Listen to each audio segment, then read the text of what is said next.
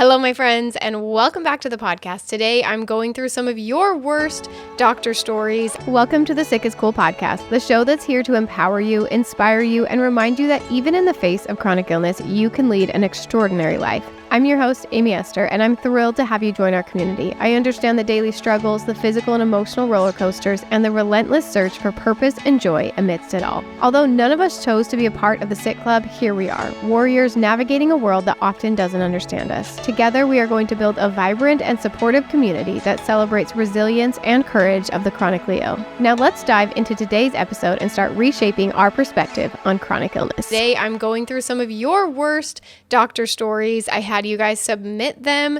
If you would like to submit a story, I will leave it in the description below. The next episode we're going to do is your worst chronic illness advice.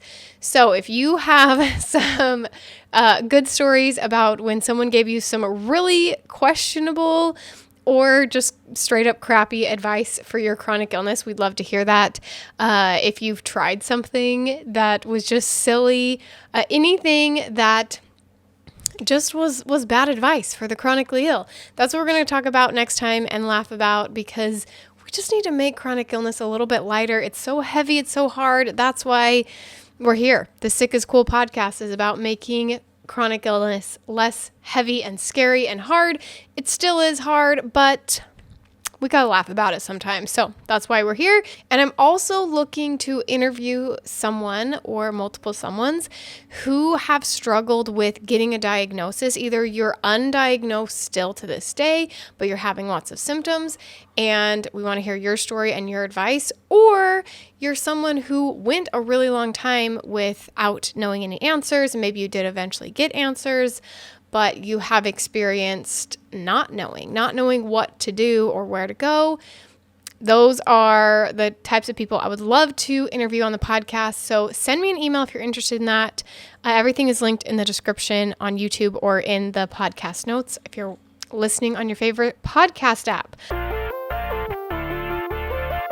Let's take a minute to talk about the sponsor of today's episode, Let's Get Checked. Let's Get Checked is a worldwide leader in at-home health tests that puts you in control of your healthcare. With Let's Get Checked, you don't even have to leave the comfort of your home. You don't have to go to a lab to get your blood drawn. It's very convenient. You can order a testing kit that will be delivered to you in discreet packaging. Once your sample arrives in the laboratory, confidential results will be available from your secure online account within 2 to 5 days. Let's Get Checked laboratories are CLIA approved and CAP accredited, which are the highest ranking levels of accreditation. Your results are reviewed by Let's Get Checked's clinical team, and you'll have the option for a virtual consultation to discuss your results. In some cases, the clinical team can prescribe a medication that can be sent to your pharmacy of choice. I've tried out Let's Get Checked a few times now, and it's been so helpful in finding some help that I needed.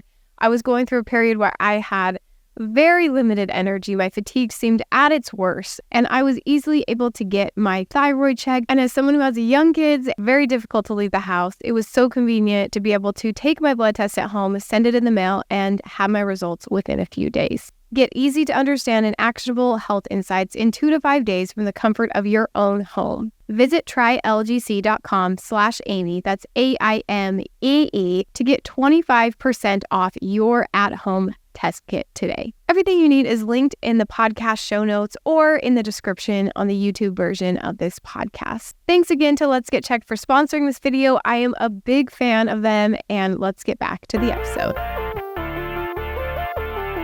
Okay, my friends, let's jump in. And by the way, I change all names. So if you sent me your name, I'm not going to read it, or I will just change it, just so you know, just in case.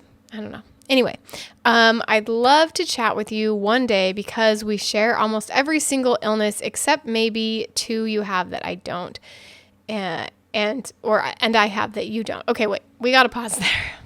Sorry, my friend. We will get to the rest of your submission, but I have to tell you that I'm opening the most amazing thing in a couple months, the beginning of the year. I will be opening a chronic illness community. If you are not on my email list, make sure you get on there. There'll be links in the podcast notes, because that's where you will get your first chance at getting a free couple months in my community where we're going to do coaching. We can talk to each other. We're going to do video calls. We are going to do classes to deep dive into topics to just make our lives better with chronic illness. And we are going to lift each other up. It's not going to be like a Debbie Downer Facebook group where you just go in there and you think you're going to connect with people and it ends up being everyone complaining. We're going to let our complaints out, but we're going to use them to build each other up instead of just complaining and whining with each other. We're going to find a way to live the most amazing life, and we're doing it together. I'm still on this journey with you. And I'm so excited about it. So there'll be multiple calls a week. There will be live calls. They will all be pre-recorded. So if you can't come live, you'll be able to rewatch them later. You'll be able to get on the calls with me. And you'll be able to talk to each other. You'll be able to talk to me. It's just going to be the most amazing thing. So I will be accepting applications, for my beta program, which means some of you are going to be my little guinea pigs, but you will get 2 months free in the program. I'll be opening that application in January, so you can apply to get a free 2 months. And then after that, we will officially open for anyone else that wants to join. So if you want to apply to be in the beta program and get a couple months for free and help me, get out the kinks and bumps out, because I need to, we gotta try it out and make sure everything works and the website is good and everything. So you're gonna help me with that. But in exchange, you'll get some free coaching. You'll get some free community. It's gonna be it's so great. I'm so excited. And so many of you have reached out and told me how excited you are for the community. I also have been asking for advice on what you need, what you would like in the community. I will have that linked below as well in the comments, or in the podcast notes. If there's anything specific you want in the community, or if you want to just tell me if you're interested or not, so that I know. I definitely have had enough of you tell me you are interested, that we are a go. We are doing it. I was wondering if it was just me that this sounded good, but so many of you, like more than I could have ever imagined, have responded and let me know that you want this. So it's happening. It's pretty much ready, but I'm just waiting for the holidays to be over, things to kind of slow down for me and for you. And then we will be launching, and I'm so excited. So yes, my friend, you can chat with me in the community. It's just going to be the greatest thing. I'm so excited. I'm so excited. And I know from past experience and coaching that when I have a call scheduled and people waiting on me, I show up, even if I'm super sick. So you don't need to be worried about that unless I'm in the hospital. I will be there for our calls. I will show up for you. I have clients every week that I meet with, and it's very rare that something comes up on my end. I let my clients cancel on me last minute, but I try to never cancel on them. It's been, really, unless I'm in the hospital, like I will be there. Maybe when I'm in the hospital, we get a set up. Just kidding. Maybe. No, we probably could. Anywho, okay. So my friend, I just wanted everyone to know that I'm so excited about it. It's coming in just a couple of months, and make sure on my email list if you are interested in being the first ones and being in the beta version, because that is coming soon. Okay. Now let's get back to why you're here, the Doctor Distress Diaries. Okay, we already talked about that. So I was seeing a pain management doctor, in quotes, pain management doctor. This is before I found the amazing EDS neurosurgeon, blank. I'm not going to say names, even amazing ones, just for my safety and your safety and the safety of the doctors and everyone. She said, you probably know him. I actually don't. I've never heard of him. But this pain doc says, you have CRPS, complex regional pain syndrome, formerly known as RSD, reflex sympathetic dystrophy. Has anyone told you yet that you're going to have a life of pain and there's nothing you can do about it? I mean, with zero empathy or bedside manner. I said, well, I respectfully disagree, and I'll be seeking other opinions. That is so hard. I think that most doctors lack a lot of empathy, and I like to remind myself that there's a reason that they lack empathy, because they need to.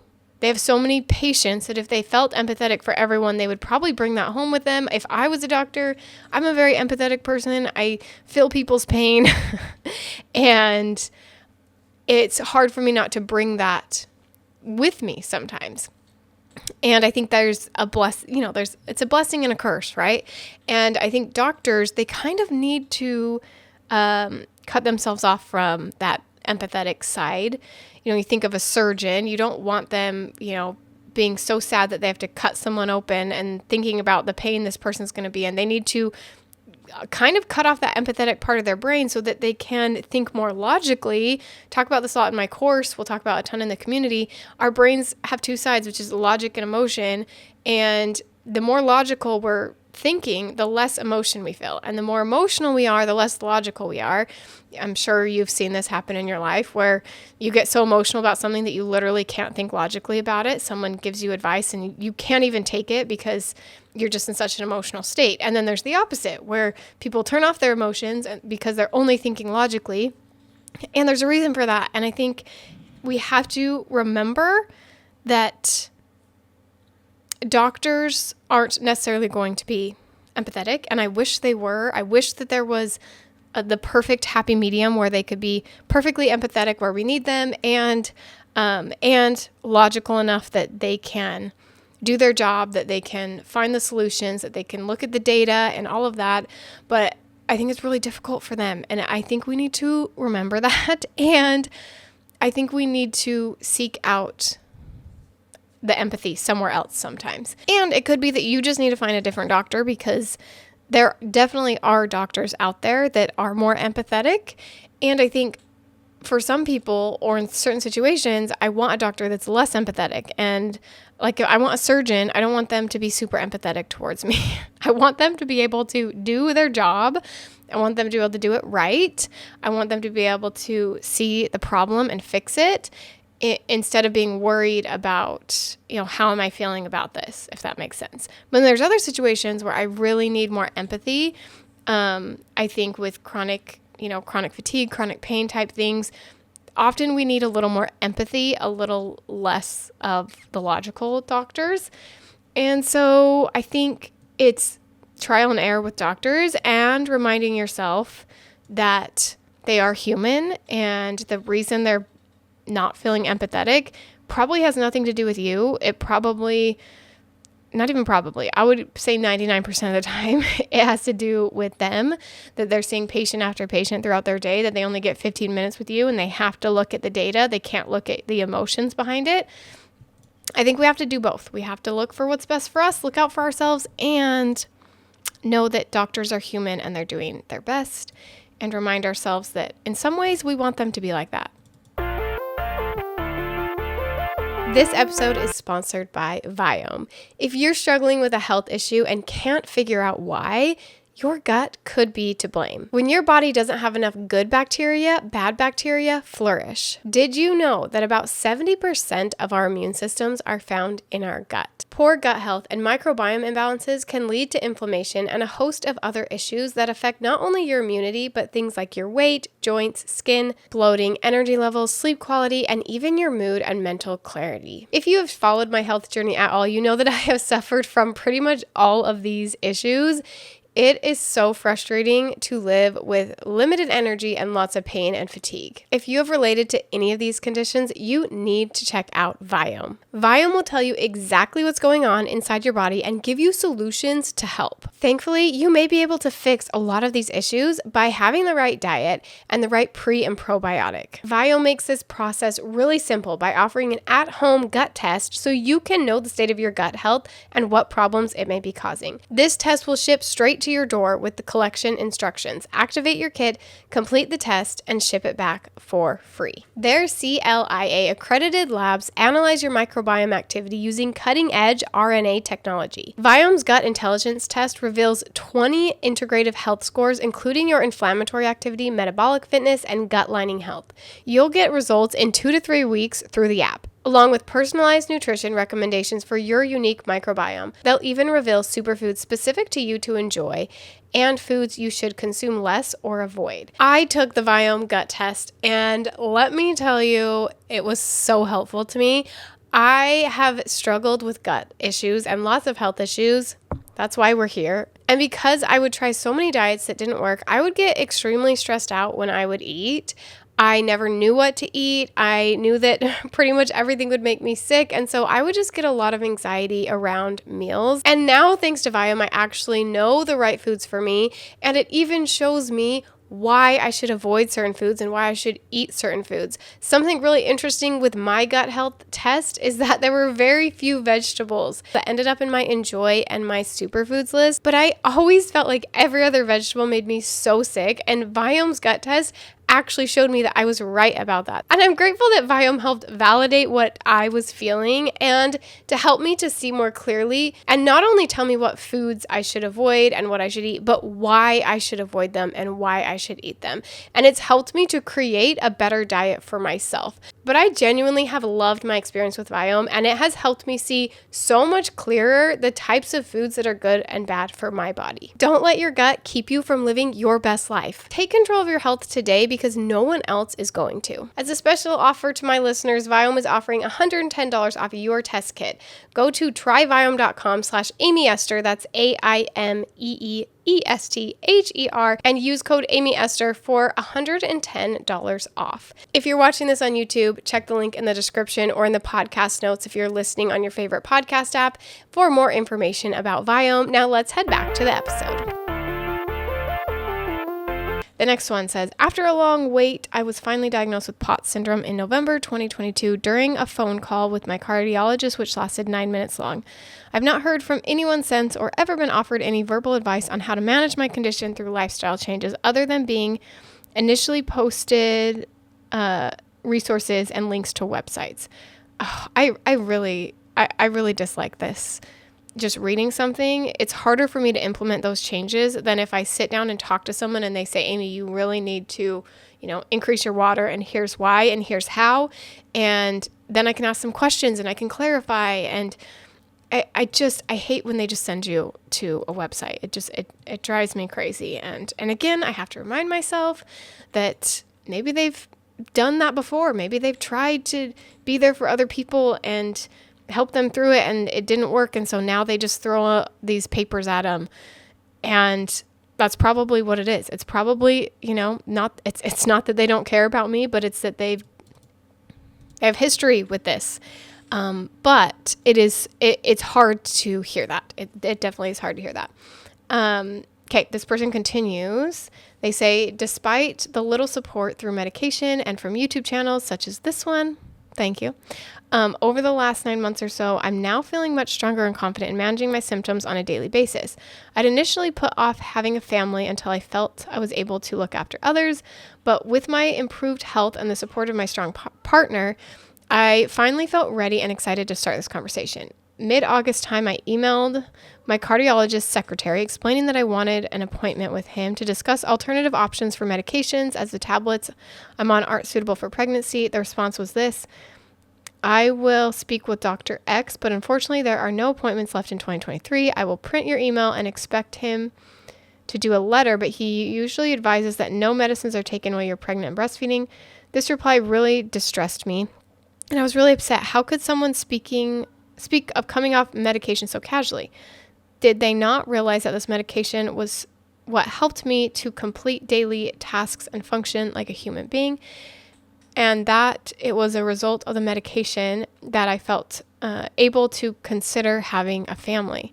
I panicked and cried a lot that afternoon, thinking that maybe my dream of finally becoming a mom was over before it had begun.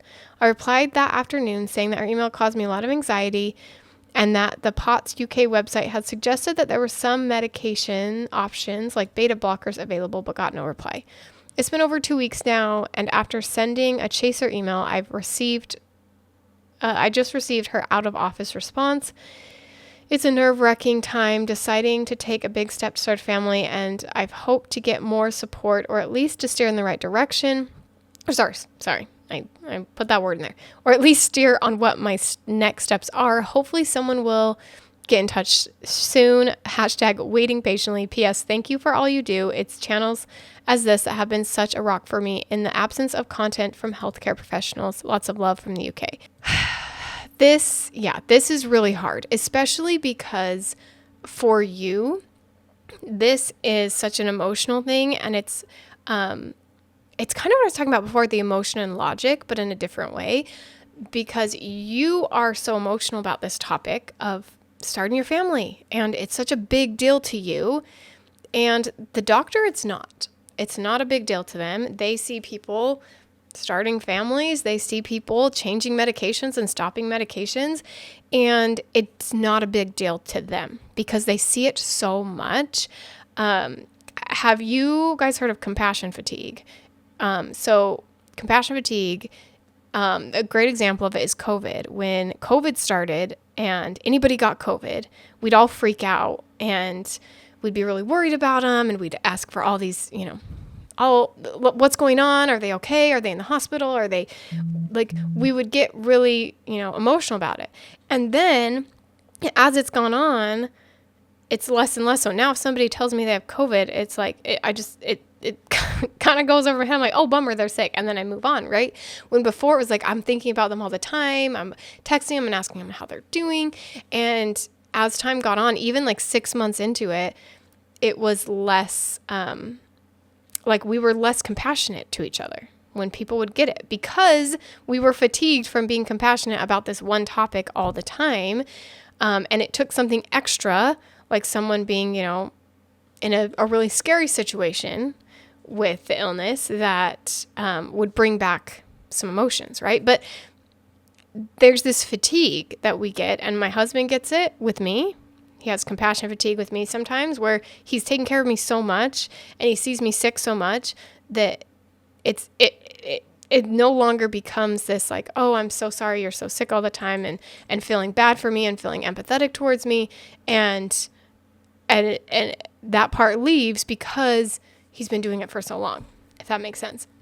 And I feel like this happens with doctors too, is things like getting off medication. It's just not a big deal to them anymore because they don't have this compassion fatigue towards you. Or no, backwards. They have compassion fatigue, and so they don't have compassion towards you on things like this because they've seen things like this so many times that it no longer becomes a big deal. And these situations, I really like to remind myself again of the idea that I'm the one who's emotional about this. My doctor's not. And because they aren't feeling the emotions, I'm going to bring that for me and my family. Does that mean I need to find another doctor? Quite possibly in this situation, because there are no appointments and they're not letting you in. There's been other times where something like this has happened and I'm like, oh, dang it, I can't go. This sucks. And then my husband will call and he will keep pushing and pushing because he's a lot more assertive than I am. I'm just like, oh, okay, you don't have an appointment. And then I hang up and then I just cry and I get inside my head and I'm really sad about it. But then I don't do anything. My husband's the opposite. He's like, we're going to just show up there. We're going to just go and we're not going to let them, say no to us. Like he will just go, he's just like much more assertive in these situations. So sometimes I turn to him and he'll push enough, he'll bring enough emotion to it that then they'll be like, okay, fine, we can fit you in for 10 minutes on Tuesday or something. And that's happened so many times where he has to push. And other times, and I don't know what medicine is like in the UK because I live in the US, but other times you just have to find a different doctor and say, okay, they are not bringing what I need. I still have this emotional side that they don't see, that they are not dealing with this every day. They don't have the emotions of what it's like to not feel like you can grow your family and then being able to do that. That's really emotional. And that is like, I can feel that emotion for you because I am in a different situation than a doctor who sees all of that, if that makes sense. So I would recommend probably in that situation to either fight or both, fight or find a new doctor or try to do both at the same time. But again, remember, it's not about you. They're not doing it because they don't care about you. They're doing it because they've kind of become desensitized to these medical things. All right, my friends. Oh my goodness, I talk way too much. How are we 23 minutes in? Okay, the next one is So I have POTS, and it took me about 2 years to be diagnosed with it because my first cardiologist didn't really listen and take me seriously. I was 18 when the symptoms first started, and after seeing my general practitioner, she referred me to a cardiologist. I went and saw the cardiologist, who ordered a chest x-ray, 24-hour Holter monitor, and an echo. The chest x-ray was to confirm that nothing was pushing on my heart because it's on the right side. Normal heart, just decided it didn't want to grow on the left. Moving on, I go through these tests and go back for my follow-up. She states that the tests come back normal. Great. I mention that I think my symptoms might be POTS. She puts me on a conservative, quote, treatment plan of extra salt and water and compression socks and exercise. Does anyone else with POTS feel like that's not enough? I've tried medicines, but I just feel like I always have crappy side effects. But I do the salt, water, compression socks, exercise stuff, and I'm like, why do I still feel like I'm constantly dehydrated? Why do I still feel like I can't get a handle of these symptoms? And I feel like I just need IVs. Maybe that's what I should ask my doctor about. Okay, anyway, I know that this works for some people. I'm just not one of them. Oh, I should have kept reading, my friend. We're on the same page here. Okay, the extra salt and water seem to work until summer hits. Oh my gosh, summer's the worst with POTS. Then they stop working. At this point, I am working in a kitchen setting where I am on my feet at least 4 hours a day, 5 days a week. Oh, that just like hurts me to think about as someone who also has POTS. I'm so sorry, my friend. I am getting plenty of physical exercise. I go to my next follow-up appointment. This time, however, my mom couldn't go along with me. I was 19 by this point. I tell the cardiologist that the salt and water aren't working and that I'm getting plenty of exercise, and I think it's still POTS. She tells me that it's normal for heart rate to jump up 30 beats plus per minute upon standing because I'm 19. I mean, it's not, but I'm not a doctor, so I don't know. And I don't get any exercise, so standing and walking is exercise. Keep in mind, I already told her that I have a job that keeps me on my feet, and I know for a fact that a heart rate of 130s is not normal. Since I am not running a marathon, she doesn't listen and tells me to come back in 6 months for another follow-up. No plan, nothing. I left in tears and switched cardiologists immediately. Also, interestingly, when I switched providers, I was able to read the notes from the test I had with the first cardiologist. The results of the 24-hour Holter monitor, yeah, my heart rate had been in the 140s, and they should have known based on my journal entries that I wasn't doing anything but basic walking around high school and resting in my bed. And I should note that it took around 2 months after first meeting the second cardiologist to be diagnosed with POTS with a simple tilt table test. They really are overworked in a lot of ways, and they're overly exposed to people in pain. And so that part of their brain that feels compassion is not there. The part of their brain that believes you when you say that you exercise, that's not there. They don't believe those things because they're fatigued from compassion. They're mentally fatigued, and they're around this all day that they become desensitized to it. And then it makes it really hard on the other side, on us, because we're not getting the care that we need. And I don't know what the answer is for these doctors. I've never been a doctor. I don't know what it's like. But I know for us, we have to have compassion on both sides. We have to remember that they are probably doing their best. They probably are just as tired as us, but in a different way. They are mentally exhausted. They are overworked. They are looking at people in pain all day, every day. And those are the things we need to remember. And some of them can't deal with it, and we need to find a different doctor. Other times, we just actually have to be the ones who bring the emotions. When my husband's there, I bring him to my appointments because he will stand up for me. He will be the one to stand up and say, no, she is so ill she can't get out of bed. You need to help her. And he will push and push until I get what I need. Now, you might need to bring someone like that because it's very difficult for me. I know. I wish that I could do it and just stand up for myself. I'm getting better. I'm getting way, way better. But especially when I first got sick in my early 20s, I could not stand up for myself, and I needed to bring someone with me. And that may be something that you need to do, my friend, is say, okay, I'm always going to have my mom with me. I'm going to tell her beforehand, if this happens, they dismiss me, if they don't, fully understand it, I need you to stand up for me. That may be something that needs to happen because that's how I am. I got to have someone with me. And when they also know so many different conditions, like they're not experts on POTS. They're experts on, the whole body, which means they don't actually know a ton about every little detail of the body and every condition.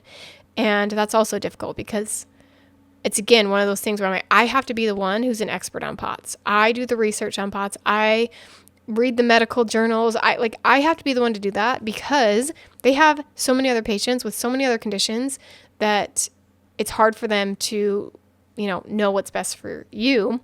And sometimes I think you need to be the one to bring that research, to bring that, because we're not always going to find, the expert on POTS. Okay. Or whatever condition you have. A lot of the people follow me have POTS, but there's many chronic illness conditions out there. Okay. The next one, again, is POTS. I have POTS and have been living with it since my youth. I'm so sorry, my friend. And they say it has become more intense with each big change in my life, and quotes around big, such as start of my cycle, bearing children, perimenopause. On my first visit with a new to me doctor, in an effort to find answers, I was told that I don't need to worry about the issues that are, quote, normal for me. Apparently, passing out was too, quote, normal to address. I spent 2 decades either trying to find answers or trying to accept that I was possibly mentally ill. I'm thankful for the caring physician that I see now. I think this is very, very common. I think it's so common to be seen as, how do I put this?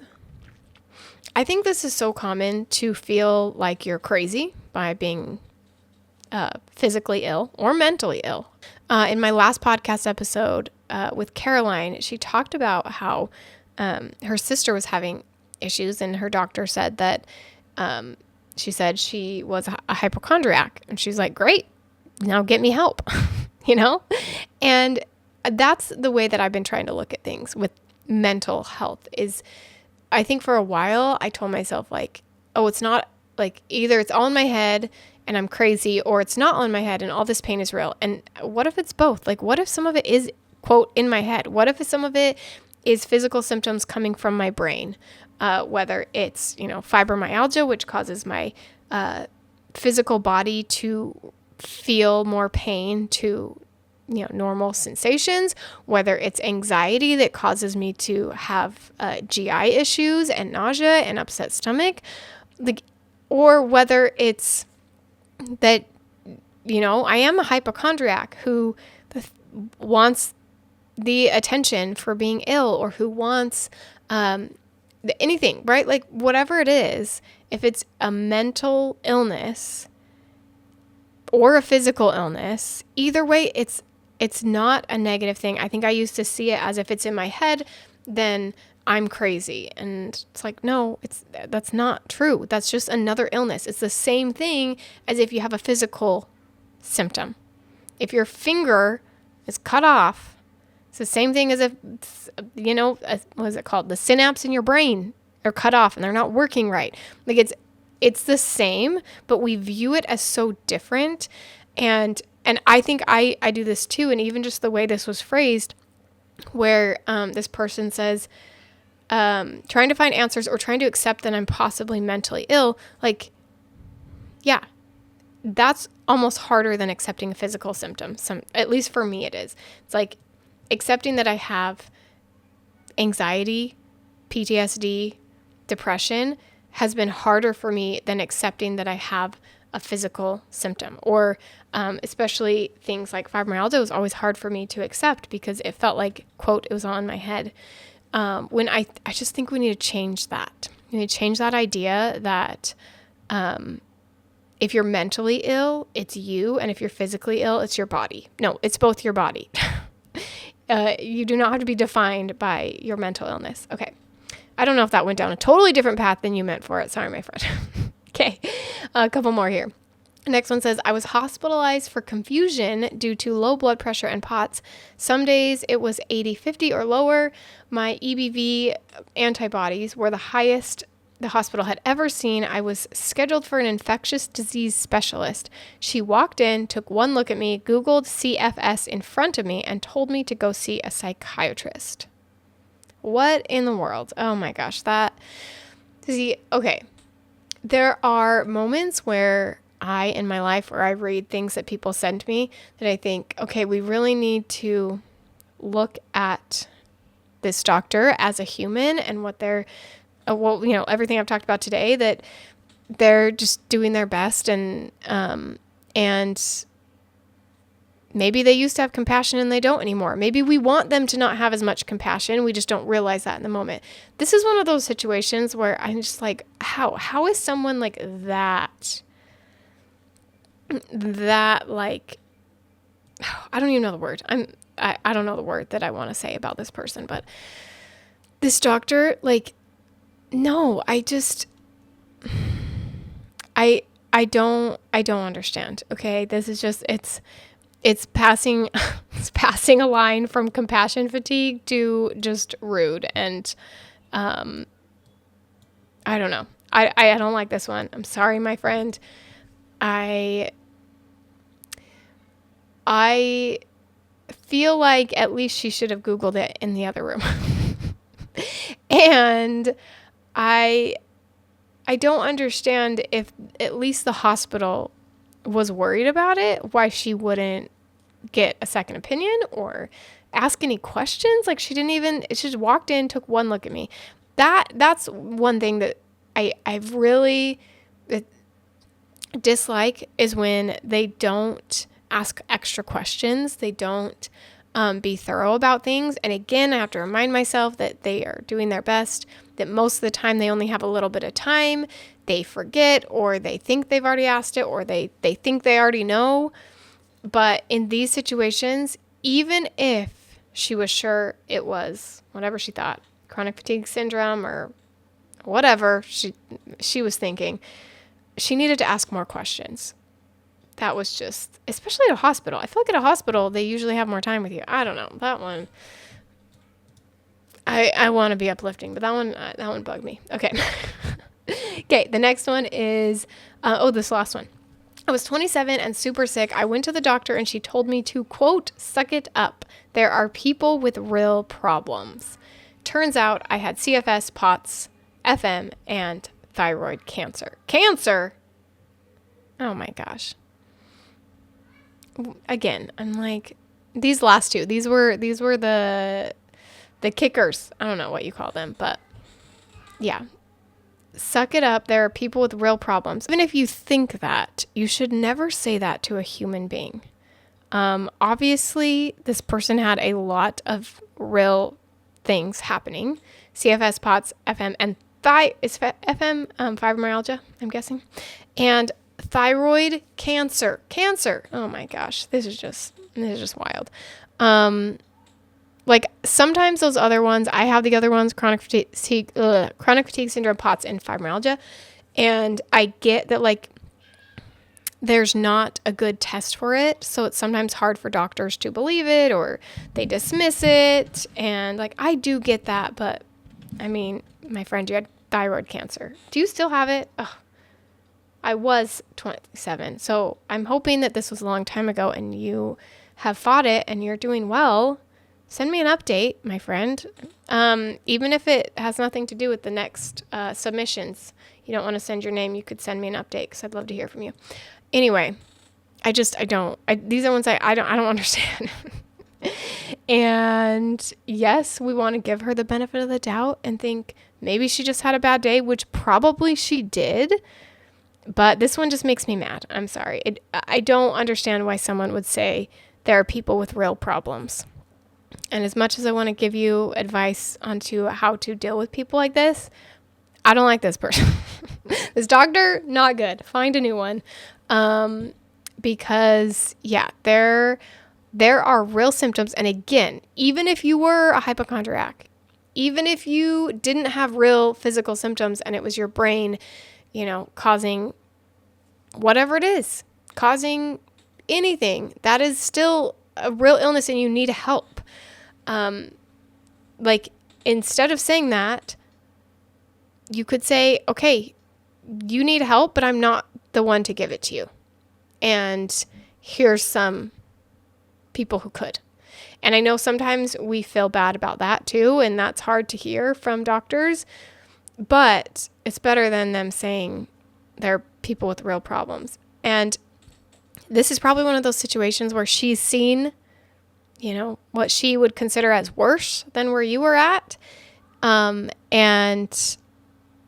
so that's, you know, gotten into her head, and she's seen so many people in pain that she just can't deal with it anymore. I would say she probably has some issues she needs to work through. Or he. I don't know why I think this is a she, but whatever the doctor is. Oh, no, you said she. I was right. Okay. It was a she doctor. Anyway, I don't like that one. I don't like them. I don't understand why you would be that rude to someone. Okay.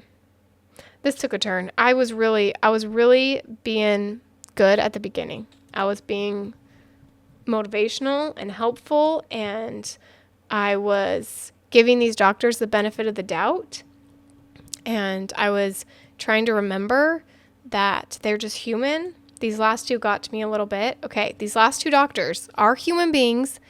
They really did probably just have a really bad day. I mean, that is true. Okay. I just watched Breaking Bad. I just started it. I don't know if this is a terrible idea, but in the very first episode of the very beginning, hopefully this isn't a spoiler. If you want to watch Breaking Bad, it's literally the very beginning. I feel like even people who've never seen it, they probably know this. He finds out he has cancer.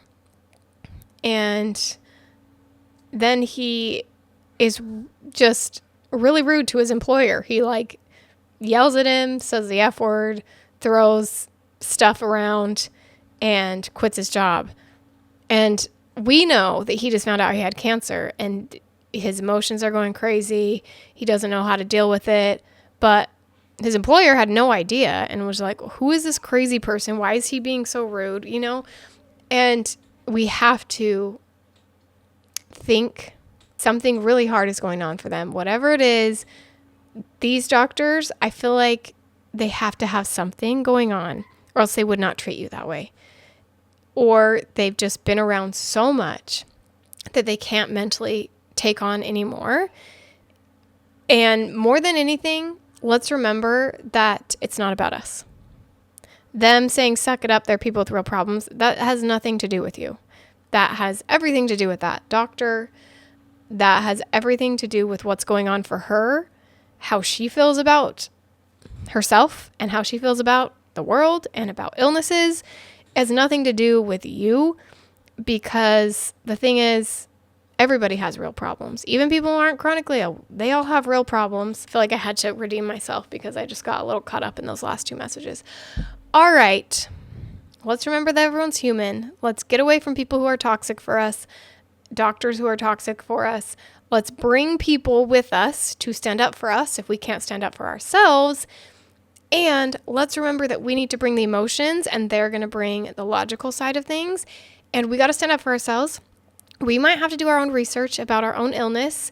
I was the one who found out that I had POTS. My doctor didn't even figure that out. I had to bring that to him and say, I have this condition, test me for it. Sure enough, I had it.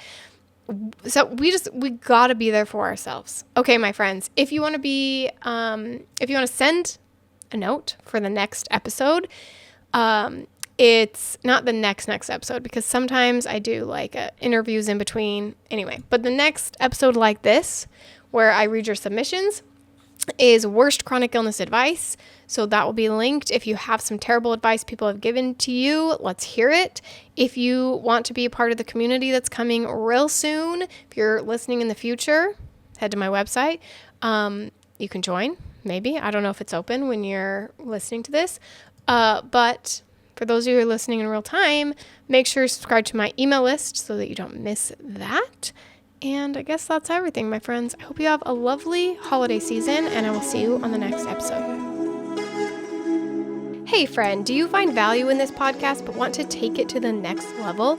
Work with me one-on-one or check out Chronically Me, the course and workbook. This course takes the things you are learning on the podcast and helps you apply them directly to your life. This course dives deeper into changing your thinking, teaching you how the brain works and how to maximize your life with chronic illness. I designed this course as a companion to the podcast. The podcast gives specific, real-world examples, and the course helps you put them into action. If you want personalized one-on-one help from me, I got you. I also offer individual coaching programs where we can talk about the problems you are facing. I'll help you manage your brain and find solutions to nearly every problem that you have. We will walk hand in hand on this journey together. Check the show notes or the video description on YouTube for more information on getting extra help from me. Talk to you soon.